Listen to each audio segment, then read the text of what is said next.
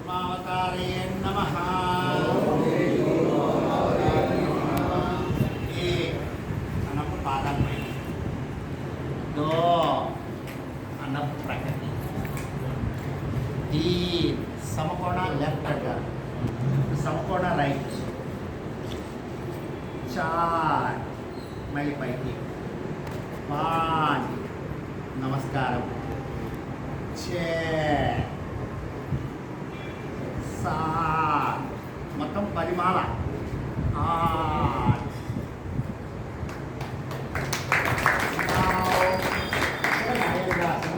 ఈ నాయన్రాసం అలవాటు అవడానికి అంతకుముందు అన్ని స్టెప్పులు. మన శరీరం పైకి లేకుండా నేల మీదనే చెప్పాలి. అంటే చేతులు కాళ్ళు పైకి లేవకూడదు.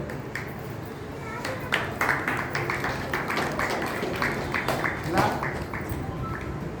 డాష్ అన్నప్పుడు కటి పద్మ విన్యాసం, పద్మాసనం వేసి చేతులు ప్రక్కకి చాపి,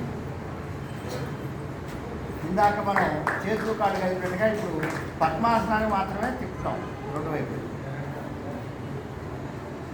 కటిపద్మ విన్యాసం, విశ్రాంతి.